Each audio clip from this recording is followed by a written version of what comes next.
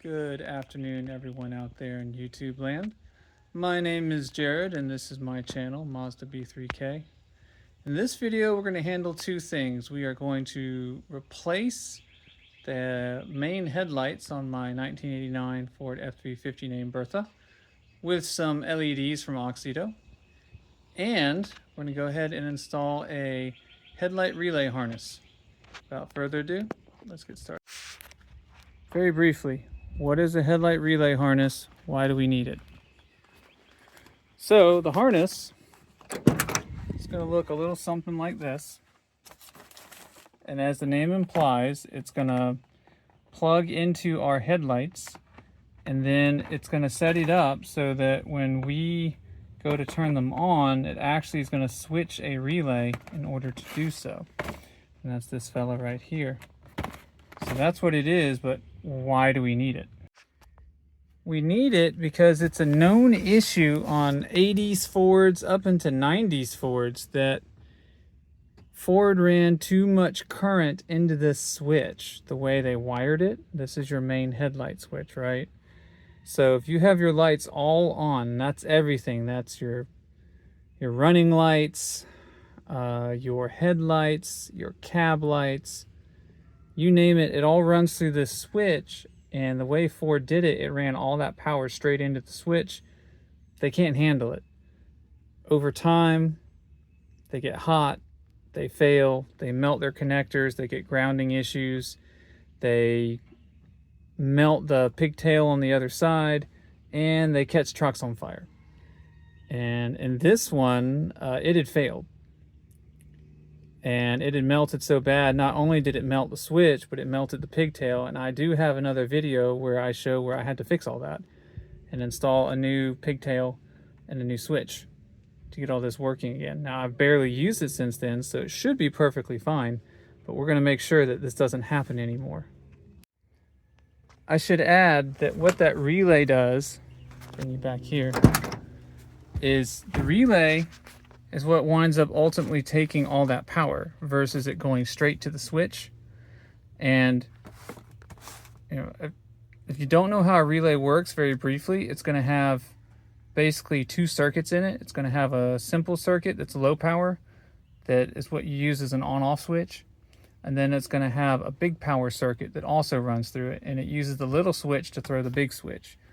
So what we're going to do is ultimately the headlight switch is going to be that little switch, that little circuit, where you have low power that turns that on. And then the big power, which is going to be what we send out to all of our lights, that is going to run through the big power circuit that's in this relay. So that's how that's going to work. And we know we have the right one because you'll notice this has 9004 checked off. That is the correct bulb type for this truck. And anyway, that's why we're doing that. That's why we need this heavy duty harness kit. They're not hard to install, but I've never done it. And I felt like, hey, if I'm going to do it, I might as well film it, let you guys see it. Okay, LED bulbs. Now I will say, I'll take a look at these. There are basically two big flavors of LED bulbs. And it can make adding your harness, your HD lighting harness, the relay, more difficult or more easy. I paid a little extra and I got these from Oxido. They're their H3 line of bulbs. But the big thing about them is you'll notice that everything you need is in this. Earlier LED bulbs would have like a ballast. Ballast isn't the right term, but there would be like a voltage resistor to make everything work that would be external. Well, I know basics what a ballast is, but ballast normally gets used with like halogens and projectors anyway. But there would be an external unit that sits out that you got to stick somewhere, and then you've got extra space being taken up because you got a connector, and then you got wires, and then you got another connector on the other side, and it works fine, but it's a little clunky, right? This is your next generation of LED, where everything that needs the ballast resistor, the everything, is all located in this one unit. So it's just like putting in your regular, in this case, it would be incandescent bulb. I think it is a halogen, but anyway, just want to let you see what this looks like. It's called a wireless type LED install. I've done both. My 2001 truck has wired, and so does my van. And both of them, I've installed them, I don't know, a year, 2 years ago. They're working fine. You just got to find a place to stick stuff. Anyway, let's skedoodle over here and let's take a look at what we need to do. So if you sneak up there, you'll see that gray collar down there? See if I can get it zoomed. There we go. That is a headlight bulb retaining collar. And Ford used these things 1980s, early 1990s, used them a ton. You rotate them and then you slide them back. And then you can disconnect your harness. Now these are old, I can tell by looking at them, and most likely they are going to turn to dust when I try to turn them. So keep that in mind. If these are old, they will probably fall apart when you try to move them, and you're going to need to go buy new ones. These can be found at most any parts store. They're going to charge you an arm and a leg for it, but you can find them there. So let's roll the dice and see if I get lucky. Okay, so I determined I needed some more room, so I went ahead and took the battery out. Pro tip, truck has 2 batteries, right? So you got one over there. You want to pull the connectors off this one first. That way, when you come over here and you go and pull this positive is the last thing you pull, it's going to be electrically dead. Because one thing I keep doing, because I'm an idiot, is I pull this off first, and then it touches that, and it completes the circuit, and it tries to arc weld. And so far I've gotten lucky. It's only damaged the edge of the crimp.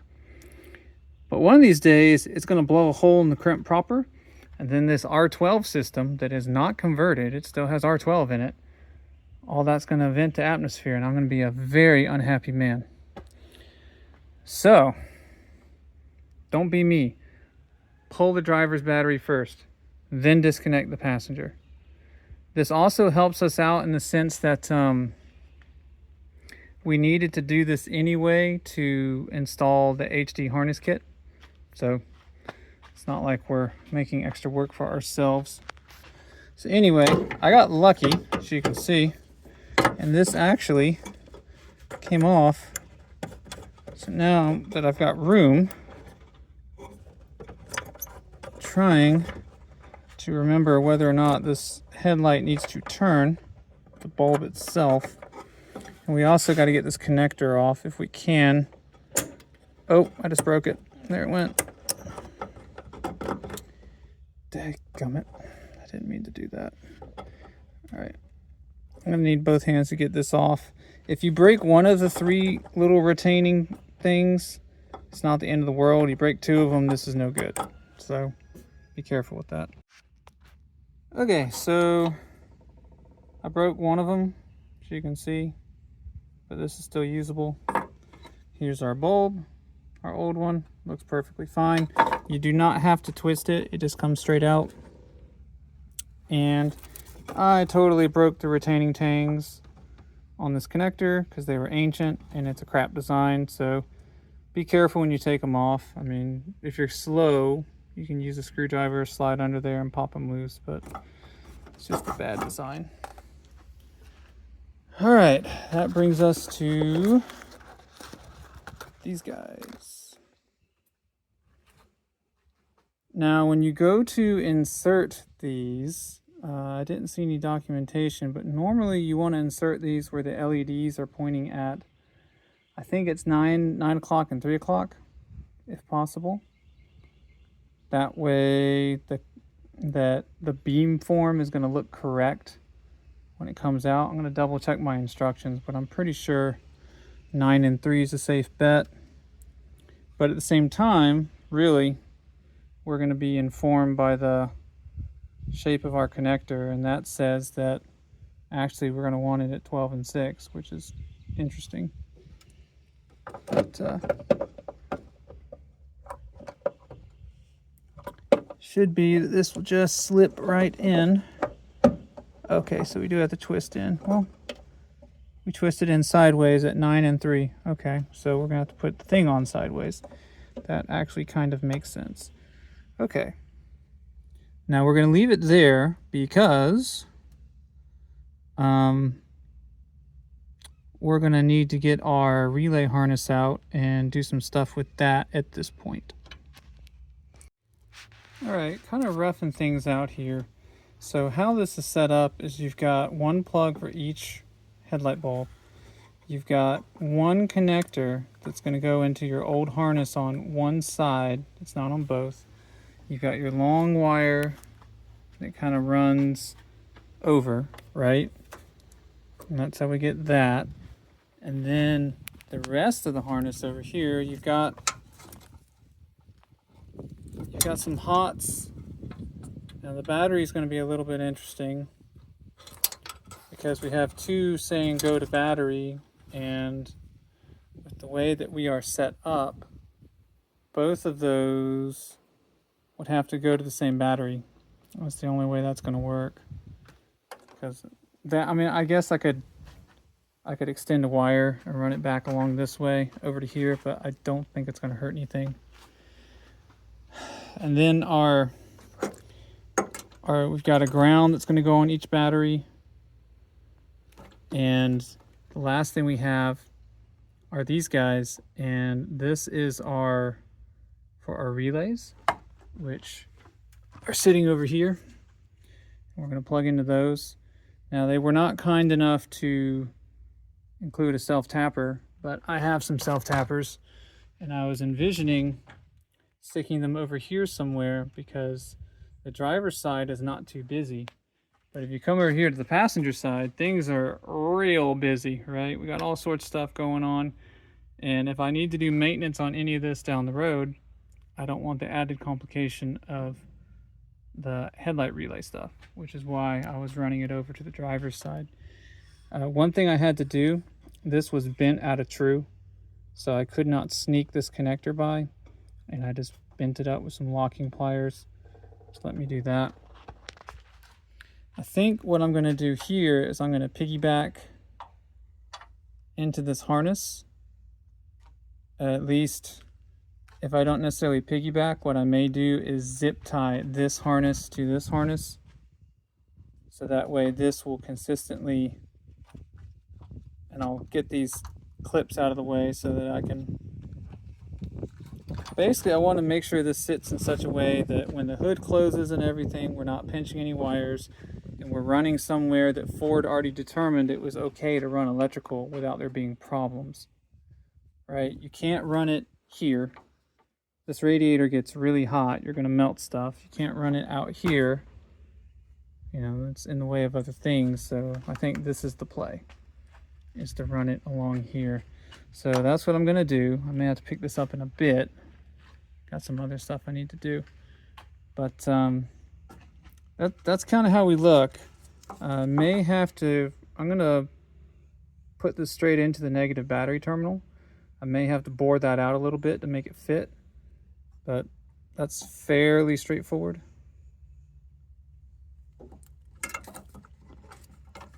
If I don't have enough wire, I can extend it. But, you know, it's just going to be down to some little fitment things. But I think overall, this is how we're going to be laid out.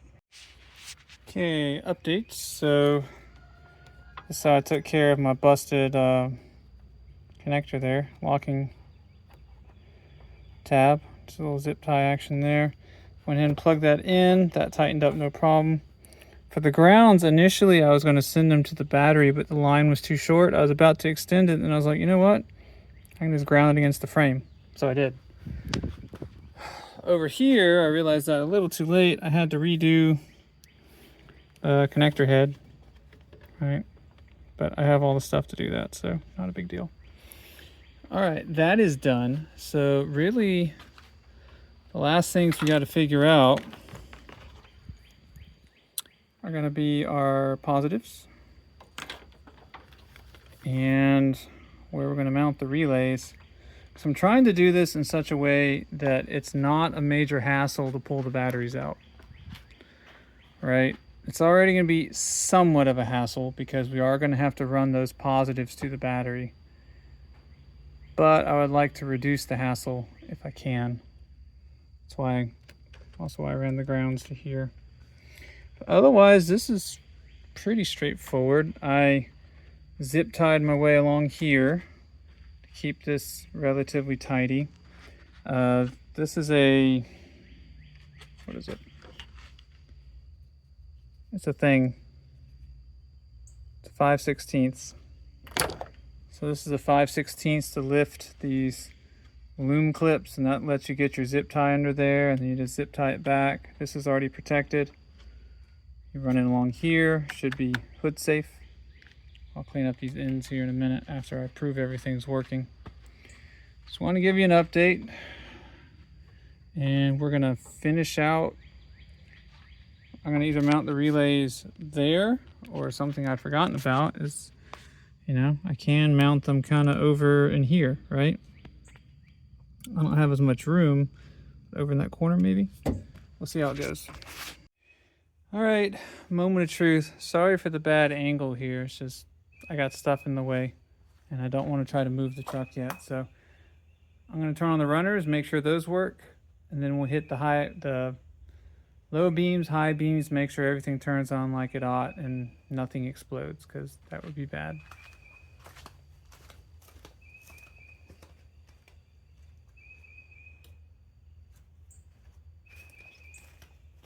All right, that should be our runners. Looks like our runners. And this should not have been affected by the work we just did, right? Because we plugged the relay system into the main headlights. But it's always worth a check, particularly since I've been doing a lot of work on my truck recently. All right, low beams.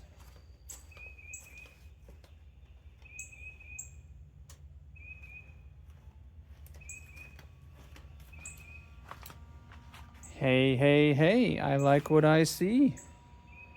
We have low beams. Now you may hear a hum. What that is that both of these LEDs have built-in cooling fans that spin up and they make this hum. All my other Oxydo bulbs do the same thing. And they also have the built-in heat sink and all that jazz. But that looks pretty good. I like that. Now let's go to high beams and see what that looks like.